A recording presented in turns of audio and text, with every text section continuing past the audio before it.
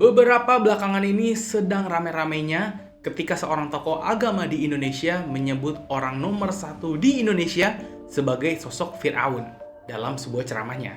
Beberapa hari kemudian, tokoh agama ini mengaku kesambet saat menyebut orang nomor satu di Indonesia seperti Fir'aun. Ini di luar rencana dan di luar kontrol, kata beliau. Ini menarik buat gua. Bukan persoalan politiknya, tapi konotasi Fir'aun yang melekat jelek di benak orang Indonesia. Kadang juga gue masih suka nemuin kata Fir'aun dipakai untuk memaknai hal-hal jelek. Kayak, jahat banget tuh orang, ngalahin Fir'aun. Jadi orang tuh sering-sering ibadah, jangan kayak Fir'aun. Di Indonesia, Fir'aun banyak diartikan sebagai sosok individu, bahkan diartikan sebuah sifat yang berperilakunya culas, korup, jahat, serakah, dan gak bertuhan. Fir'aun itu bukan nama orang, apalagi kalau menyebut Fir'aun buat merujuk ke sifat jelek seseorang, itu salah banget.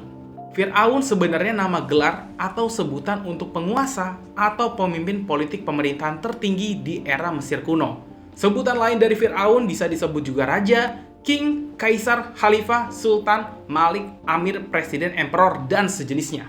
Akan tetapi, faktanya nggak semua Fir'aun Mesir memiliki sifat kejam dan jahat. Ada beberapa Fir'aun yang baik dan bijaksana. Kalau yang jahat itu namanya oknum. Tapi oknumnya se-Mesir. Wah. Enggak. Gue cuma bercanda. Jadi kenapa banyak orang Indonesia gagal paham tentang Fir'aun? Gimana sih kehidupan Fir'aun itu yang sebenarnya? Bersama gue, Krisna Bayu, kita bahas di video kali ini.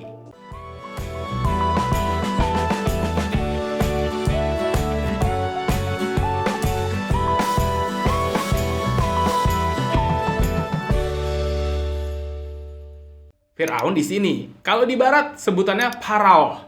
Seperti umumnya sejarah raja-raja dan para penguasa di muka bumi ini, para Fir'aun juga bermacam-macam bentuk, gender, sifat, prestasinya, dan seterusnya. Di kerajaan Mesir dipimpin Fir'aun laki-laki, ada yang Fir'aun perempuan.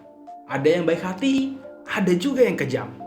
Ada Fir'aun yang cerdas dan pintar sehingga mampu membawa Mesir ke dalam kemajuan yang luar biasa di berbagai bidang. Tapi ada juga yang bodoh. Dan ada yang bertuhan, namun ada juga yang gak bertuhan. Contohnya, Fir'aun yang mengaku dan mendeklarasikan diri sebagai Tuhan atau setengah Tuhan, dia adalah Ramses kedua. Ada juga Fir'aun yang gak mengaku sebagai Tuhan, tetapi dia dipuja dan disembah layaknya Tuhan. Contohnya Fir'aun Amenhotep pertama. Periode Mesir kuno dibagi menjadi 3 bagian, yaitu Kerajaan Lama, Kerajaan Tengah, dan Kerajaan Baru. Pada zaman Kerajaan Baru Mesir inilah muncul sosok legendaris. Beliau adalah Nabi Musa. Lalu, kenapa banyak dari orang Indonesia yang gagal paham tentang Fir'aun? Perlu kita ketahui, Indonesia adalah negara dengan mayoritas beragama Muslim. Kenapa image Fir'aun melekat sama hal-hal yang jelek? Ini karena ada hubungannya dengan kisah yang tersurat dalam kitab suci umat Islam saat kehidupan zaman Nabi Musa. Dalam Al-Quran, nama Fir'aun disebut lebih dari 70 kali dan dikenal sebagai tokoh yang memerangi Nabi Musa. Cerita atau narasi tentang Musa versus Fir'aun terjadi pada periode antara 1500 sampai 1000 sebelum Masehi. Fir'aun digambarkan sebagai penguasa Mesir kuno yang memiliki angkatan bersenjata, tetapi zalim terhadap kaum lemah dan menganggap dirinya sebagai Tuhan. Al-Quran menceritakan bahwa Fir'aun tenggelam di Laut Merah bersama pasukannya ketika mengejar Nabi Musa. Tapi Al-Quran nggak menyebut secara spesifik nama Fir'aun yang hidup sezaman dengan Nabi Musa. Kalian pun juga harus tahu, peradaban Mesir kuno adalah peradaban manusia tertua yang berjalan selama 3000 tahun. Selama itu juga ada lebih dari 100 penguasa Mesir yang bergelar Fir'aun. Jadi terkait siapakah Fir'aun jahat yang tersurat di dalam Al-Quran, sampai sekarang pun para ulama dan ahli sejarah masih memperdebatkannya. Tapi banyak yang mempercayai Fir'aun itu adalah Ramses kedua. Orang Mesir sering memanggilnya leluhur agung. Ramses kedua dikenal sebagai salah satu Fir'aun yang paling kuat dan berpengaruh dalam sejarah Mesir kuno. Tapi dari catatan Fir'aun Merenptah, ketika Nabi Musa kembali ke Mesir dari pengasingannya di Sinai, yang berkuasa saat itu adalah Fir'aun Merenptah. Dia putra Ramses kedua sekaligus penerusnya yang memerintah Mesir kuno pada periode 1213 sampai 1203 sebelum Masehi. Oleh karena itu, sosok Fir'aun yang mengejar Nabi Musa dan pengikutnya hingga ke Laut Merah adalah Fir'aun Merenptah. Oke ya, sampai sini kalian bisa memahami kenapa Fir'aun di banyak pemikiran orang-orang Indonesia bermakna jelek atau kurang baik. Seperti yang gue sebutin di awal, Fir'aun itu bukan merujuk ke sifat seseorang. Fir'aun sebutan lain dari pemimpin suatu wilayah, udah titik. Kalau kita ngejudge Fir'aun jahat, Fir'aun nggak bertuhan, sebenarnya nggak sesimpel itu. Seenggaknya kita harus punya atau tahu pengetahuan Egyptologinya, yaitu keilmuan yang fokus pada sejarah peradaban Mesir kuno, yang merupakan salah satu peradaban tertua di dunia dalam sejarah umat manusia. Tentu aja hasil dari penelitian peradaban Mesir kuno dalam buku, jurnal, artikel jumlahnya banyak banget. Kalian bisa bikin perpustakaan sendiri yang isinya semua soal peradaban Mesir. Kalau melihat sejarah Mesir kuno, konsep Fir'aun ini muncul sekitar 3000-an sebelum Masehi ketika Fir'aun Narmer berhasil menyatukan masyarakat Mesir atas dan Mesir bawah. Ini menandakan babak baru sejarah Mesir dan mengakhiri zaman prasejarah Mesir.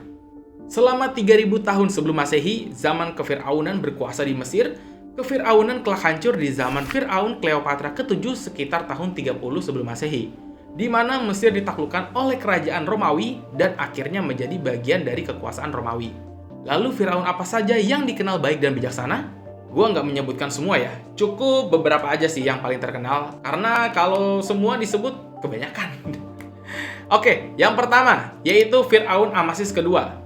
Amasis memerintah Mesir 570-526 sebelum Masehi. Dia terlahir sebagai rakyat jelata. Amasis mengejar karir di militer, bahkan karismanya membuatnya dihargai oleh para tentara.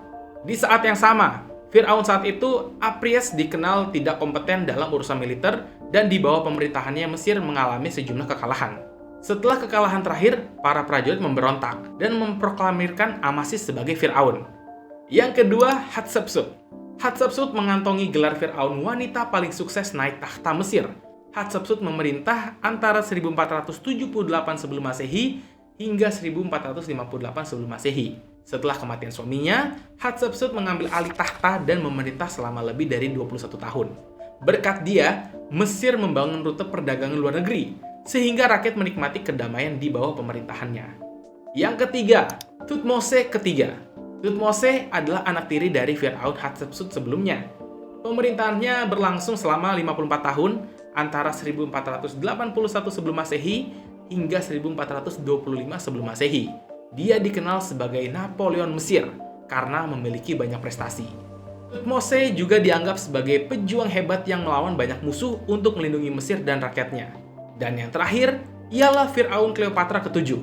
Kleopatra ke-7 atau Kleopatra Philopator, dia adalah Fir'aun terakhir. Kleopatra ke-7 bukan orang Mesir asli, tetapi putri Jenderal Ptolemy pertama Soter dari kerajaan Ptolemaik. Pemerintahannya berlangsung dari 51 sebelum Masehi hingga 30 sebelum Masehi. Kerajaan Mesir makmur di bawah pemerintahannya karena berbagai reformasi diperkenalkan untuk meningkatkan perekonomian Mesir. Hubungan luar negerinya, baik pribadi maupun politik, terbukti sangat berharga bagi kerajaan dan menghasilkan perdagangan luar negeri yang cukup makmur.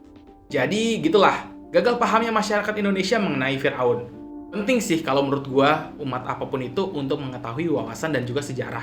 Kadang membaca teks agama tanpa diiringi dengan membaca teks dan dokumen historis arkeologis umat dan masyarakat di masa lampau bisa menghasilkan pembahasan yang kurang akurat atau bisa aja malah menyesatkan.